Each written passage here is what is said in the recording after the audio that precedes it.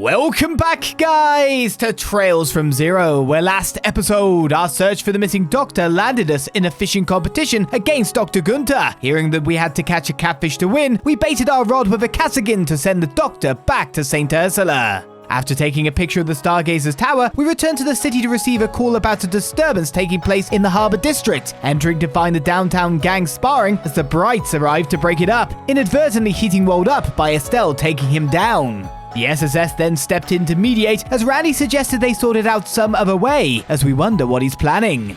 I'm sure we will be, right? Oh, we got...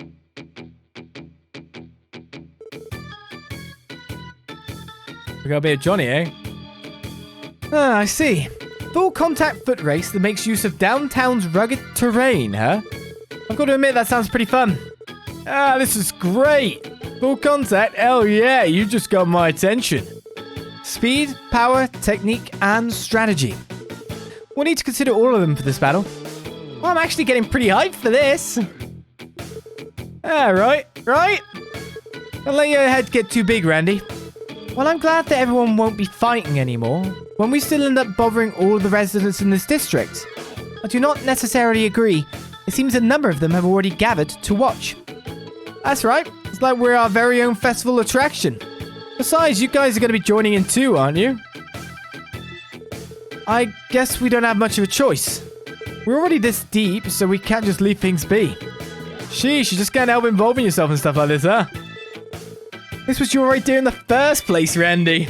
Fine then. If we're going to do this, it's going to be an official match. That means by the book.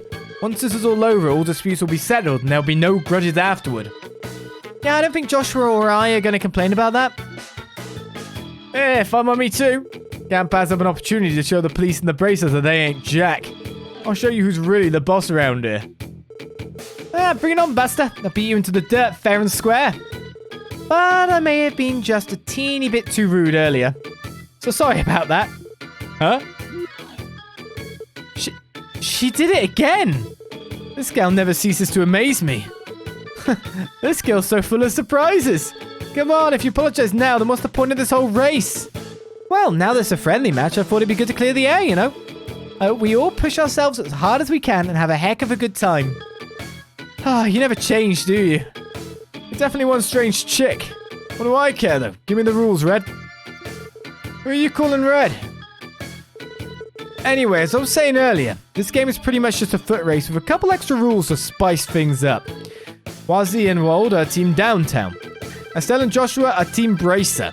And Lloyd and I are Team SSS. Out of these three teams, the one that completes 3 laps around the downtown district the fastest will be crowned champ. It ain't as simple as running in a circle though. There'll be 3 checkpoints you gotta look out for. They'll be placed in the various alleyway around the district. Just give them a good smack and they'll light up. Gotta light up all 3 checkpoints for it to count as a valid lap. Am I actually gonna be racing here? That's kind of crazy. So don't expect to be able to just hop across the rooftops and call it a day. Feel free to mess with the other teams however you like during the race. If you're lagging behind, maybe running a bit of interference will gain you some ground.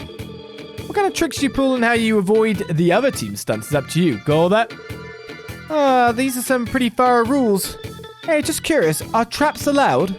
You better believe it. Not only can you fight each other head on, but also use the terrain to impede your opponents. Gotcha. Joshua, something wrong? No, it's just, I get the gist of the rules, but how do we determine the starting order? We'll settle it with a coin toss. Lloyd, Wold, and Estelle. Each of you get out 1 mirror coin. Okay. Got it. Now flip the coin onto the back of your hand. The odd side out is the one who gets to go first. Hey, that's a smart idea. Well, here goes nothing. Lloyd, Estelle, and Wold each flip their coin. Heads. Also heads. Tails. Yeah, looks like we're up first. Crap. Darn it. Alrighty, now can I get you to flip another coin for me, Wazzy? Sure. Lloyd, Estelle, heads or tails? You can go ahead and pick. Well, if you insist, heads. That makes me tails then. Wazzy opened his hand. Tails. Team SSS starts second. Haha, handicapped. Sorry, Joshua. It's not a big deal. Oh, I say handicaps. they're the strongest team. Starting order doesn't matter too much with rules like these. I mean, traps. Right? Isn't that the thing? Well then, now that we've gotten that out of the way, is everybody ready to begin? Yep, sure seems that way. Each team should get together and have a strategy meeting before we begin. Won't be too much time for chatting once the race starts, you know? That's a pretty good point. Alright then, well, what do you say we have ourselves a lovely little private chat, just the two of us? You never fail to give me the creeps. Say, Lloyd, I'm sure you know this already, but we're at a big disadvantage here. Yeah, you're probably right. We're not bracers, we're not as powerful as Joshua and Estelle. This is their terrain, Wazi Wolds. We are... And even if we can fight them, you know... We can fight... Lloyd can beat Wold or fight Wold a bit.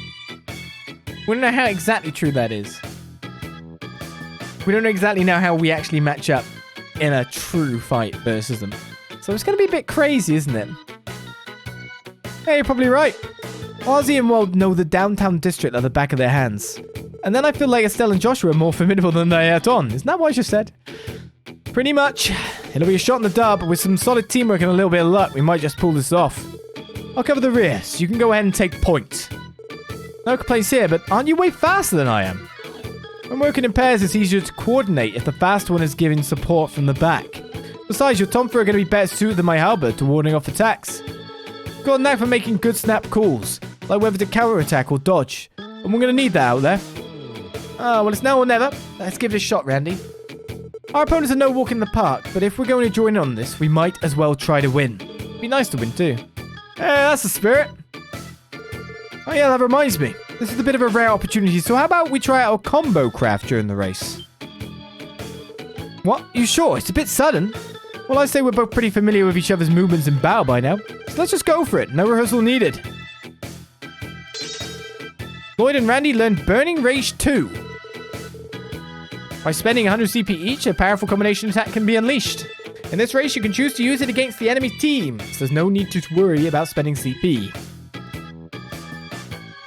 I haven't used one yet. Should probably use it at some point. Hopefully when we're grinding, maybe. Right then, allow me to fire the starting signal. On my first shot, Team Downtown will start. Then 5 seconds later, I'll fire another shot for Team SSS to start. And 5 seconds after that, Team Bracer will be the last to go. I will handle the countdown. We'll make sure to keep any spectators out of your way. And with that, the stage is finally set. But wait, the star is yet to arrive. It is Grace, right? Yes! We've really got to win now. Because this is one up over Bracers. We so got to win this. Grace? Isn't she with the Crossbell Times? How you doing, ladies and gentlemen? Somebody's told me about an exciting event that's about to go down here. I couldn't help but sink my teeth into this scoop. Sink your teeth into... Oh, you're scheming, lady. The answer, my dear delinquent, is this. She's going to commentate. An electrifying full contact foot race covered live from downtown. I even brought my cameraman along, so let's show some energy out there. I get the impression that she is trying to turn this competition into a spectacle. It's fine, isn't it? This is way more interesting than a brawl, I'd say. She's trying to make the news, isn't she? She's this girl. At least you're raring to go. Well, about time we get this show on the road. Yes, let's. Are you prepared, Wold? Oh yeah, I'm ready anytime. Well, I guess you need that in this race. That'll come back down again. All right then, I will begin the countdown. 3, 2, 1, go. The heart-throbbing race has begun, everyone. Team Downtown, consisting of Wazy and Wold, is off to a sensational start. Incredible, they've already tagged the first checkpoint and are off to the second. But here come Lloyd and Randy at Team SSS charging from starting line. Randy's especially fast on his feet. Must have picked that up from his time with the CGF, but Lloyd's no slowpoke either. They're now passing the first checkpoints. The final team made up of Estelle and Joshua Bright has now burst from the starting line. These two are bona fide dynamic judo. Whose teamwork is unmatched, yeah. They've now tagged the first checkpoint and are hot on the other team's trails. Oh, what's this? A bold move by Wold Wales. How will Team SSS react? Crap. It's your call. Try to dodge or break through. We've got no left and right. Yeah, we've... Dodging makes more sense. But we've already passed the left passageway.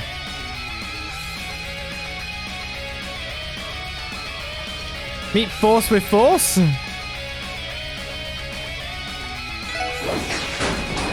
That worked. Wait a second. Oh, well done. Didn't we just dodge? So what? If Lloyd and Randy managed to evade Team Downtown's assault. Marvelous. They definitely dodged Way's attack and then went off again because that was too fast. What's the plan? Let's counterattack. Fight separately or smash them. We're just going force. Force to force. You wanted to use a combo craft, right?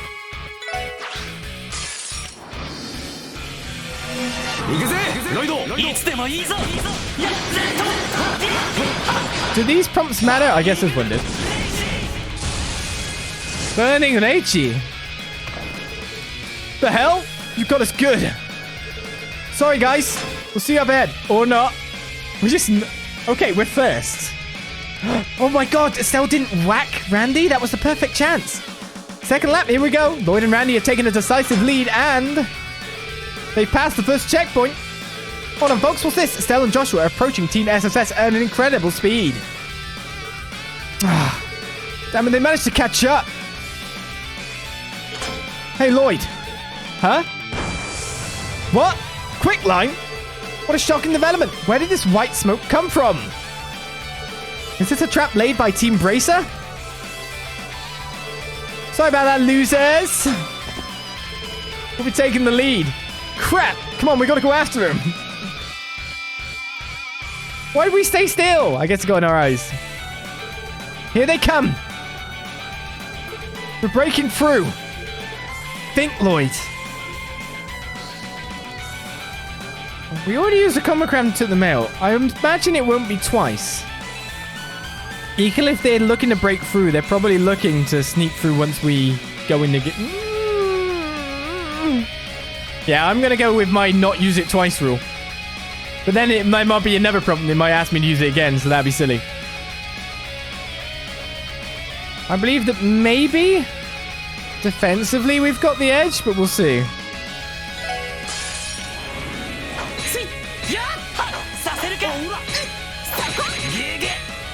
Plus, we got really cool cutscenes for doing that. Hey, nice try. We'll still be going on ahead. Oh, this must be wrong then. Yeah, I'm gonna go after him. Let's hurry up and tag this checkpoint. Don't get distracted now, boys. Die! Yeah, damn it. Phenomenal. Wazi and Wald have launched a surprise attack on Team SSS. I definitely chose wrong. They've now managed to pass the third checkpoint, putting them in hot pursuit of Estelle and Joshua. No. Damn it, at this rate...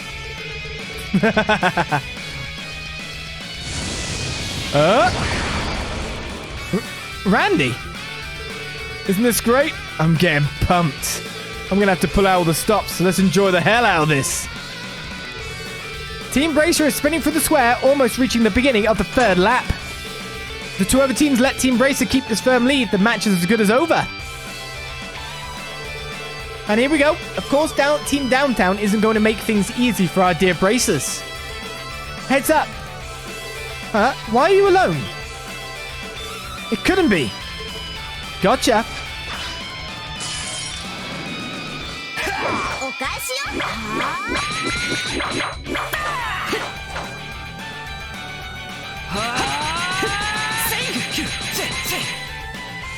Okay, Wald blocked? Sure. Wazi just met Joshua with his feet against swords, and every hit by the look of it. Wow, nice moves! Right back at you, girly. Or maybe it was Joshua who was defending, to be fair. Yeah, spectacular performance, sir. Likewise. Let's go, Estelle. Yeah. Let's chase him down, Wald. Don't need to tell me that. We've got a dead heat between Team Bracer and Team Downtown. With the end in sight, which will be the team to claim victory. Which will it be? Ah! Unbelievable. What's this intense power radiating from Randy, who destroyed the checkpoint? But wait, won't all the equipment get destroyed if he keeps this up?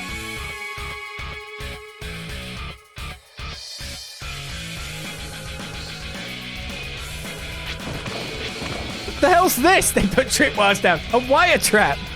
Got you. Ah, darn it. You ain't getting away after that. Wait. What's the other one? You're wide open.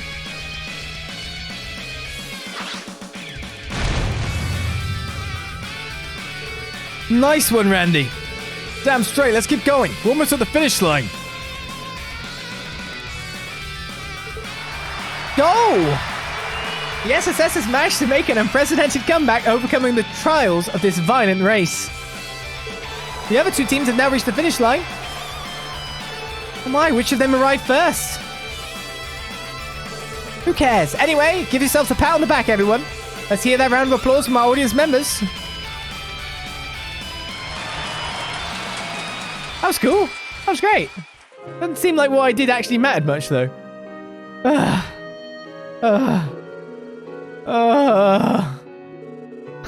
Great race, you two.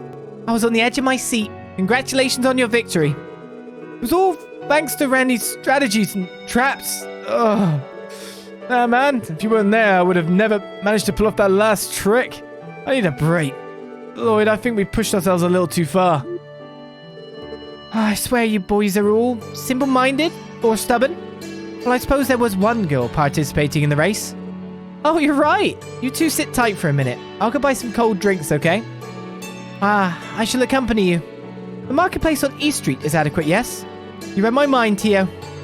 We'll be right back, you two.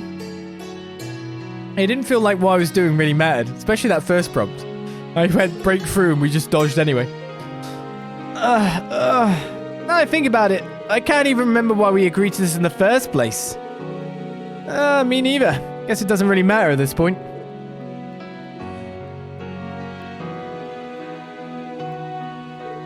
Randy! Sorry you had to see me like that. At the end there, I got a bit too worked up and...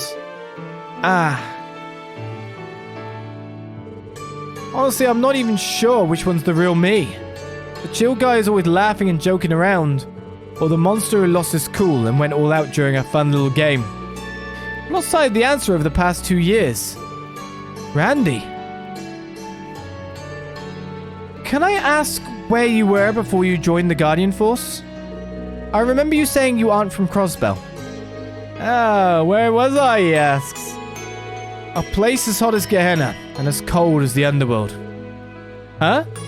A world frozen over where blood boils and souls burn. A place where the brilliance of life and the dirtiest filth of human nature blend into a depraved mixture of suffering. That's where I was. Randy, I'm just messing with you.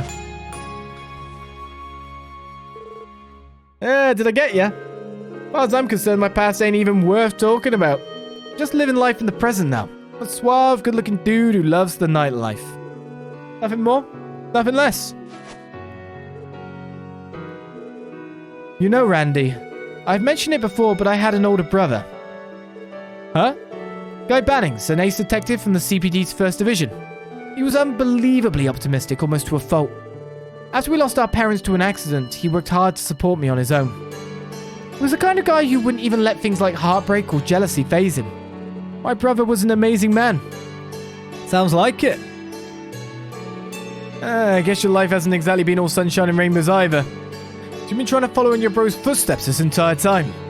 Yeah, something like that. Actually, I have a confession to make. You know, Randy, you kind of remind me of my brother. What? I mean, it's not like you look like him or anything. It's just the way you support Ellie, Tio, and me no matter what we're up against. That part of you reminds me of Guy. Hey now, cool it with the sappy speech. Any more of this and my face will go as red as my hair. Even the way you get all jokey when you're embarrassed is just like him. Dude, you know, I've got a lot of respect for you, Randy. You're very self-assured and confident, yet that doesn't stop you from being considerate, taking care of others. I look up to you. Not just as a co-worker, but as an example of what a man should be. To be honest, I still have a long way to go. Even if you were to tell me about your past right here and now, doubt I'd be able to say anything meaningful in response to help you at all. So how about this? Someday, when I'm able to confidently stand shoulder to shoulder alongside you, my brother, will you tell me your story then? Lloyd.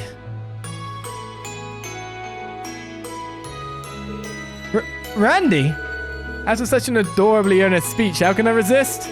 Mademoiselle was right about you. You're so damn cute all the time. You're like a natural-born lady killer. And man by the look of it too. Wait a sec, I'm the lady killer here. Does that make you a lady killer killer? Hey, where's this coming from? And in case you've forgotten, I am an adult, so please stop treating me like I'm some child.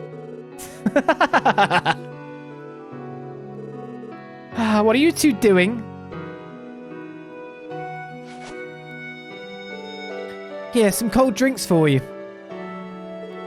We found a stall selling soft drinks. Ah, thanks a ton. Yeah, we were really thirsty.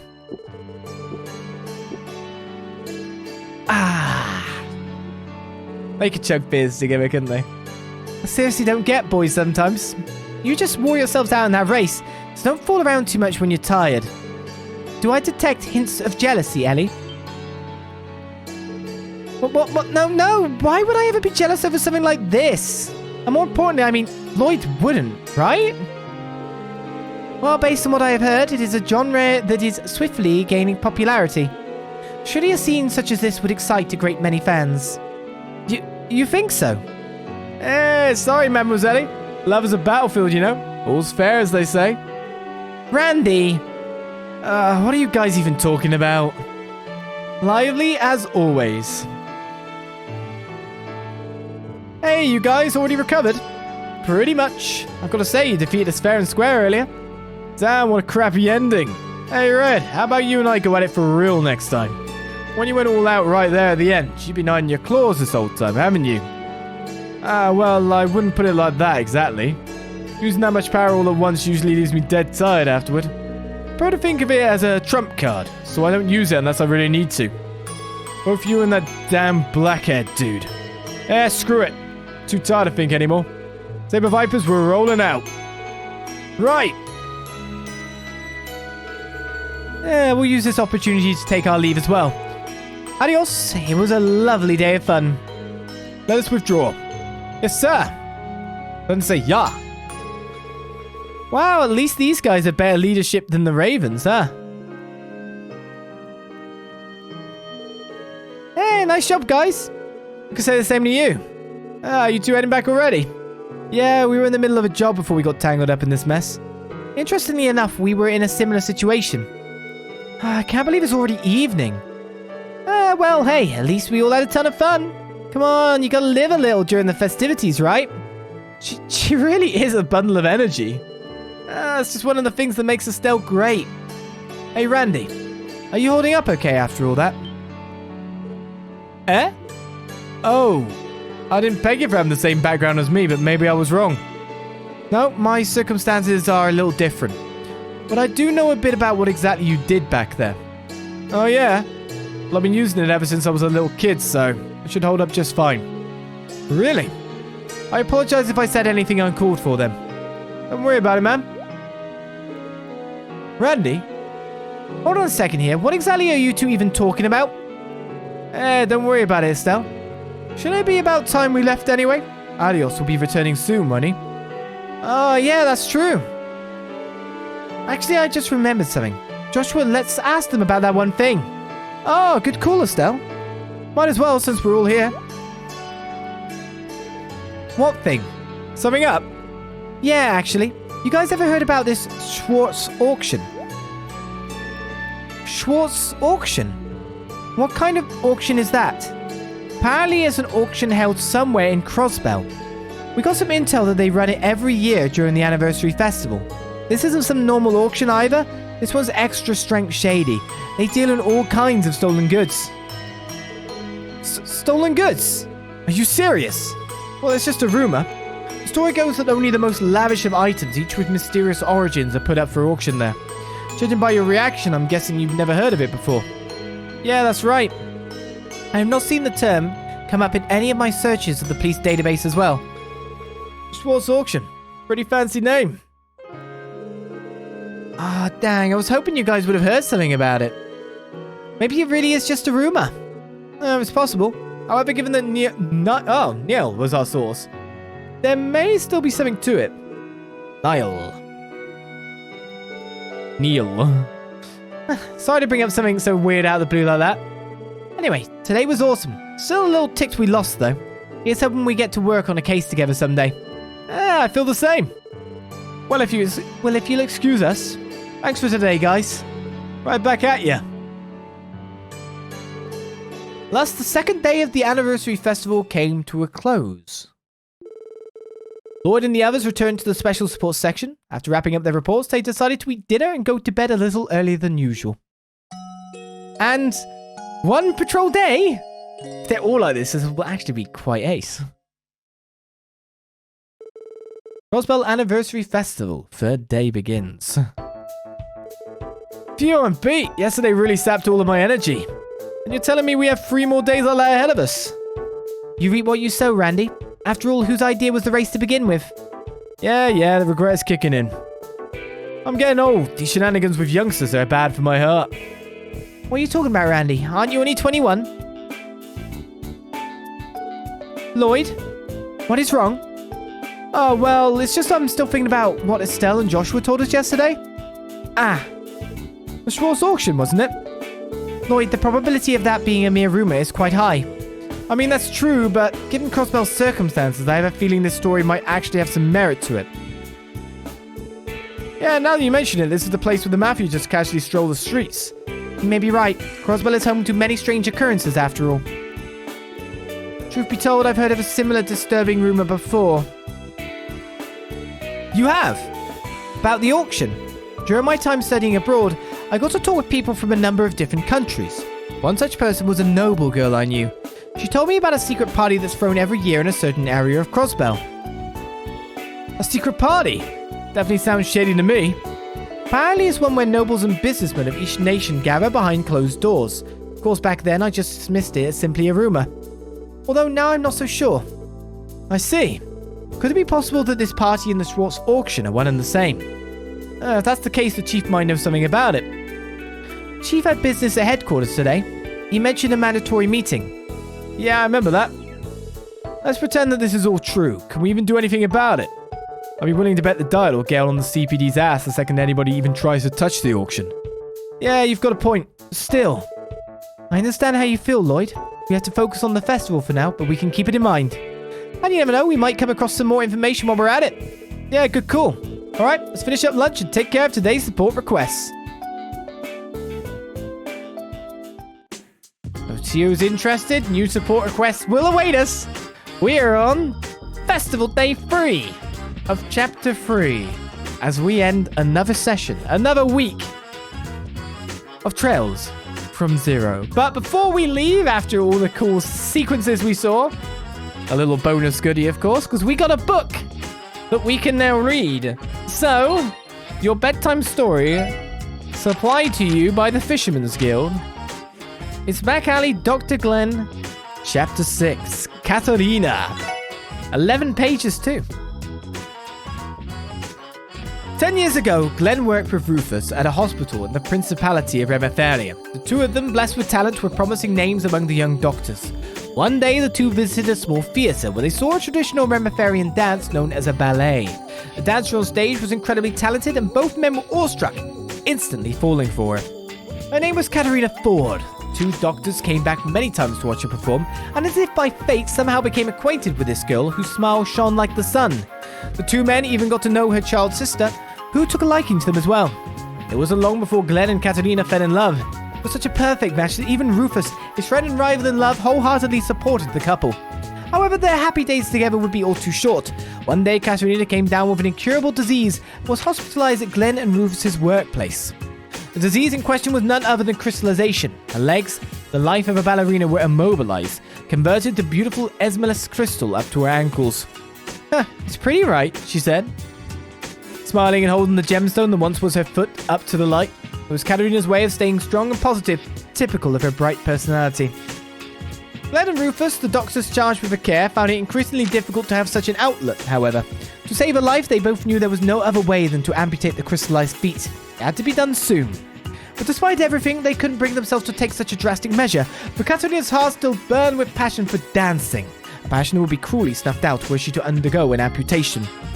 The doctors searched desperately for an alternative, any possible method to save both her life and her legs. They scoured the records of all known cases of crystallization.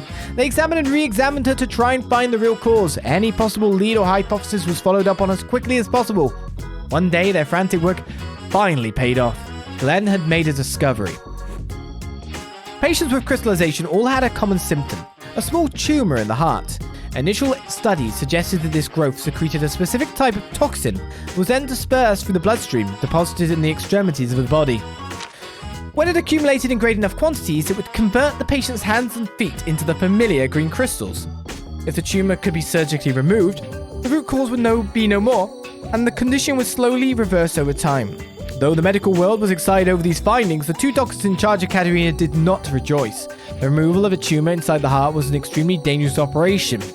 Even in a country as renowned for top-tier medical practices as Hemifaria was, it would be an intensely difficult surgery. If they failed, it would mean a death. But time was not on their side. The crystallization was advancing. They had to make a decision. The only option is to remove the crystallized parts. Choosing between life and ballet is foolish, Rufus asserted. Not wanting to go through with such a risky procedure, Glenn agreed with this conclusion. Even if his love would lose her ability to dance, as long as she had her life, she could find a new passion. However, Katerina disagreed. Ballet is everything to me. Losing my legs is no different than losing my life. If there's even a small chance that you can do it, I want to bet on your success. She begged her beloved Glenn. As the operation neared, Glenn grew more conflicted by the day. She was betting on his success. But with her life as the chips, the closer the surgery drew, the more he began to worry. In the end, her wishes got through to him and he decided to do as she asked. Rufus was fiercely opposed, but upon seeing the look in Glenn's eyes, he understood his friend's resolve. Seeing that Glenn would do anything to save her, he realized there was nothing he could say or do that would stop him. The day arrived. Glenn was to be the surgeon. Katerina's sister looked on with concern as Katerina was transported to the operating room. "I believe in you, Glenn," whispered Katerina. Grasping Glenn's rugged hand, she fell into a deep sleep under the anesthesia. She never woke up. Glenn's story was finished by Rufus as he stepped out to join Glenn and Sherry on the rooftop. Afterward, Glenn abandoned the hospital. He ran away from Katerina's death and became a good-for-nothing back alley doctor. Upon hearing Rufus's words, Sherry glanced over at Glenn. "What do you want, Rufus?" Glenn didn't look up at his old friend. He simply continued staring down the city below. Rufus took a moment to choose his word carefully before finally replying. "The date for Hugo's operation has been decided. It's 1 week from today." So we learnt of Glenn's tragic past. As we continue on with our festival fun, next time on Trails from Zero. Another patrol, seemingly only one per day. We'll find out as we take on the support requests waiting for us on that terminal. Next time! I'll see you around. Bye-bye.